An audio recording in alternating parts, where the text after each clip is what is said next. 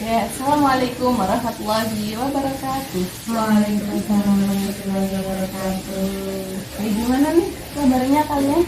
Alhamdulillah baik. Alhamdulillah. Oke, sekarang di sini kita akan melakukan konseling ya. Sebelumnya semuanya udah pernah melakukan konseling belum? Belum. Jadi belum tahu apa itu arti konseling gitu ya? Oke, jadi sebelumnya saya jelaskan dulu ya apa itu konseling. Konseling itu adalah proses pemberian bantuan kepada seseorang yang sedang mengalami masalah gitu. Yang membantu masalah itu namanya konselor dan yang ditangani masalahnya itu namanya klien, gitu ya. Oke, jadi di sini dalam konseling itu ada beberapa asas. Ada asas kerahasiaan, ini yang paling penting dalam konseling. Asas kerahasiaan ini digunakan ketika konseling, jadi kalian tidak perlu takut cerita kalian terbongkar rahasianya gitu ya, karena di sini ada asas kerahasiaan. Kemudian ada asas kesukarelaan juga. Jadi saya minta di sini saya sukarela mendengarkan cerita kalian dan kalian juga sukarela bercerita kepada saya tanpa khawatir, gitu ya. Oke, sebelumnya di sini udah pada kenal semua belum? Belum ya? Oke. Boleh perkenalan dulu. Sebelumnya saya dulu perkenalkan, nama saya Dewi Aisyah. Kalian bisa manggil saya itu Mbak Ais gitu aja ya. Oke. Mulai dari sini. Ayo perkenalan. Perkenalkan, saya Salma Ramadhani, biasa dipanggil Gila. Iya. Terus Gila rumahnya mana? Di Pemalang ya. Malang. Ya. Terus ini siapa? Ini Aku dia di rumahnya di Warasisi. oh, iya. Tadi bilang kesini naik apa? Aku pernah Naik motor sama siapa? sendiri ya. Oh, iya. Terus kalau Widi gimana?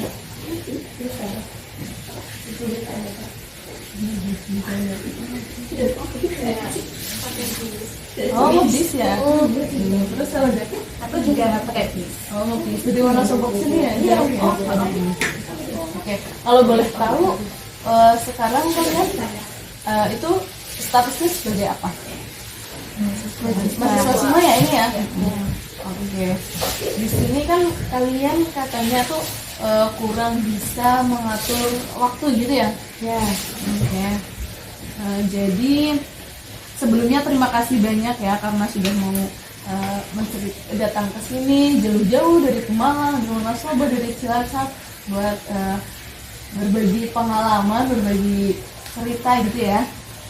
Yes. Terus saya jadi tujuan kita hari ini adalah untuk mencari solusi terkait masalah pengelolaan waktu yang kalian hadapi gitu ya. Jadi mari kita mulai mendengarkan masalah yang kalian alami gitu. Oke, kita bisa mulai dari klien satu. Oke, Gila, bisa ceritakan sedikit tentang apa yang membuat kamu merasa kesulitan dalam mengatur waktu? Jadi di sini yang saya rasakan itu, saya kan kuliah ya Mbak, terus juga mondok. Nah, saya tuh susah ngatur waktunya, kayak tugas kuliah banyak, pondok juga banyak kegiatan, jadi kurang bisa mengatur waktu di dua itu Mbak. Oke. Terima kasih atas penjelasannya. Itu pasti sangat membebani ya, kamu udah kuliah tapi mondok juga gitu ya. Oke. Sekarang gimana dengan klien juga? Masalah saya hampir kayak Mbak Gila ya Mbak, jadi kayak saya kan mahasiswa, saya juga ini sambil gitu, ketambahan ini sih ikut organisasi gitu, jadi kayak tambah nggak terkontrol gitu waktunya gitu. Ya, udah ikut di organisasi, udah mondok juga kan ya mahasiswa. Oke, pasti tantangannya begitu berat ya. Oke, kemudian Mbak Puji, gimana? Kalau sih sama sih kayak buat cuma aku kayak udah saking banyaknya jadi buat ngatur buat itu susah banget tapi ada sih kegiatan di kampus di pondok dan juga ya mulai ada waktu buat istirahat. Jadi karena kebanyakannya tugas itu jadi sulit mengatur istirahat gitu ya. Oke, terima kasih. Saya bisa merasakan bahwa kalian semua menghadapi tantangan yang besar terkait pengelolaan waktu. Oke, masalah-masalah ini adalah seperti kewalahan dengan tugas kuliah, kurangnya waktu istirahat, sulitnya membagi waktu antara beberapa kewajiban, itu bisa sangat mengganggu. Oke, sekarang mari kita coba untuk mengidentifikasi lebih dalam apa yang menjadi keinginan kalian masing-masing terkait pengelolaan waktu. Oke, mulai dari Dila dulu ya. Dila, apa yang kamu harapkan dari pengelolaan waktu yang lebih baik ini? Kalau yang aku harapkan mungkin lebih ke kontrol aja sih Mbak waktunya. Jadi bisa waktu di pondok itu nggak keganggu sama kuliah, dan kuliah juga nggak keganggu sama waktu di pondok gitu. Oke. Pasti itu tujuan yang sangat jelas. Oke, sekarang sama Mbak Devi, bagaimana dengan kamu? Apa yang kamu inginkan dengan mengelola waktu dengan lebih baik? Yang saya inginkan tentu saja sama kayak Mbak Dila, kayak ingin semuanya terpikir rata gitu, kayak terorganisir antara organisasi, kegiatan akademik di mahasiswa sama di pesantren ini gitu kan. Pengennya sih lebih fokus gitu ketiga hal itu, gak kejam-kejam gitu. Oke. Jadi Mbak Devi ini pengen kayak punya waktu diri sendiri gitu ya, yang tidak hanya fokus pada kewajiban gitu. Oke, saya mengerti itu adalah tujuan yang sangat baik juga, dan saya yakin kalian bisa mencapainya. Oke, dengan Mbak Fuji, gimana dengan Mbak Fuji? Apa yang ingin Mbak Fuji capai dari mengelola waktu itu? Ya, kalau saya sih pengennya punya waktu istirahat ya, kayak teman-teman tuh kayak ngeliatnya tugasnya tuh kayak sedikit ya, kenapa aku banyak banget gitu. Jadi pengen banget kayak bisa nggak sih 1 hari atau 2 hari nggak ada tugas sama sekali. Iya. Karena terlalu banyak ya tugas ya. Oke, Mbak Fuji juga pengen kayak tugas-tugasnya itu bisa selesai dengan lebih efisien gitu kan ya. Oke, bagus sekali. Semua tujuan kalian itu sudah sangat jelas dan spesifik.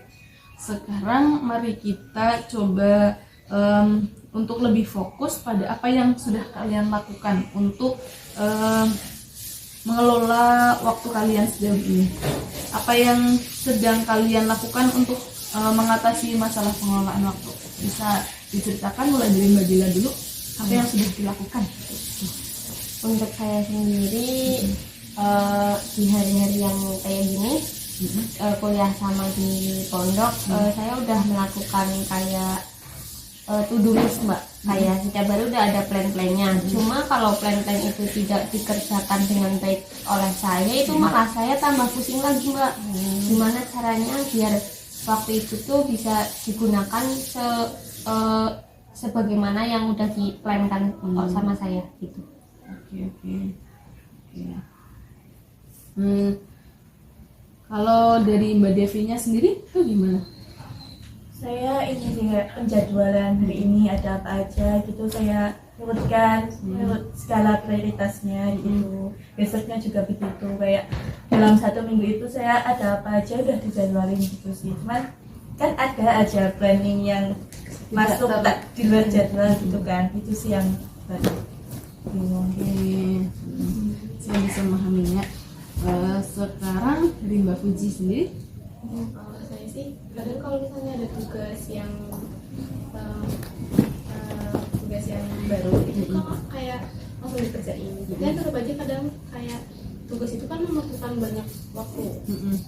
Ada yang tugas yang mungkin waktunya dikerjakan sedikit, ada yang bisa untuk berhari-hari. Jadi kayak kalau tugas itu belum selesai tuh rasanya tuh kepikiran terus jadi mengganggu banget. Jadi kayak belum memiliki jadwal yang tetap gitu ya Mbak. Oke.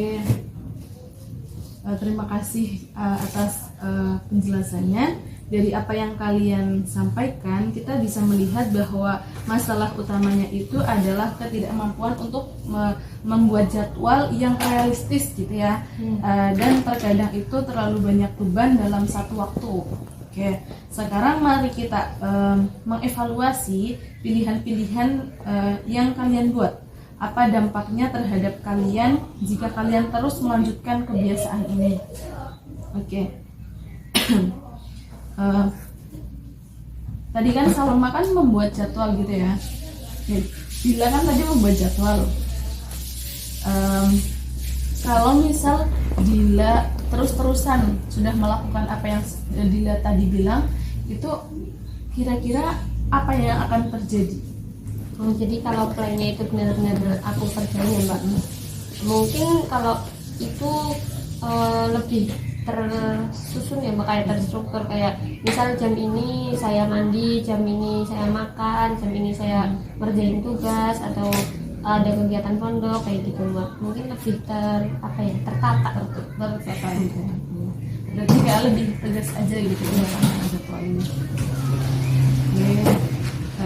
Sekarang dari Devi, apa dampaknya ketika kamu melakukan apa yang direncanakan itu tadi?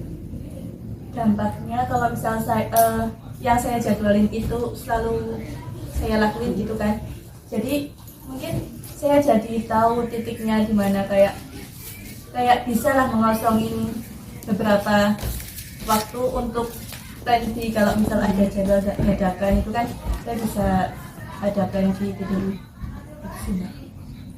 Dari Mbak Fuji sendiri kan itu tadi belum ada jadwal yang jelas gitu ya. Kalau misalkan ada jadwal yang realistis gitu, apa yang akan terjadi? Ya kalau ada jadwal yang realistis sih pastinya saya itu pasti punya waktu untuk istirahat. Jadi kayak bisa mengistirahatkan pikiran dan juga tubuh gitu biar jadi sehat gitu. Oke. Kan tadi kan udah membuat plan gitu ya. Kira-kira kenapa plan itu belum terlaksana dengan baik gitu? Ada masalah apa sebenarnya? Ada kebiasaan yang salah itu apa? Dari Mbak Salma apa? Kalau dari saya biasanya yang pertama tuh malas ya Mbak. Jadi diri sendiri dikalahkan sama malas gitu.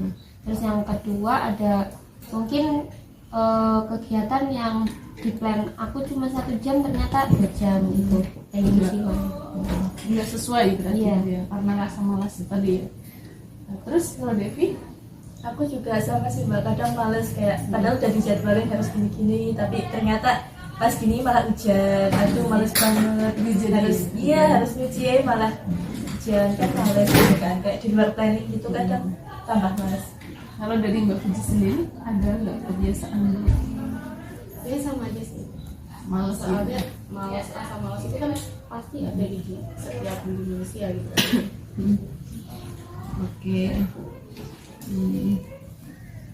Jadi semuanya itu adalah dampak yang sangat nyata ya. Sekarang mari kita fokus pada perencanaan. Apa yang bisa kalian lakukan untuk mengelola waktu dengan lebih baik? Misalnya kan tadi udah melakukan ini nih, udah rencananya mau ini, tapi belum terlaksana. Nah itu apa yang bisa kalian lakukan untuk mengelola waktu dengan lebih baik itu? Dari saya Ya. mungkin itu ya Mbak, mengurangi rasa malas dengan mungkin punya role model kayak oh dia seperti itu, jadi kita harus gimana ya, Ikuti gitu ya. kayak mengalahin rasa malas itu buat mencapai tujuan yang tadi sudah kita planningkan. Oke. Kalau dari Devi? Dengan tidak menunda-nunda sih Mbak, kayak kalau udah jadwal gini ya harus gini dulu gitu. Dari Mbak Kunci? Sama aja sih. Oh ya gitu ya.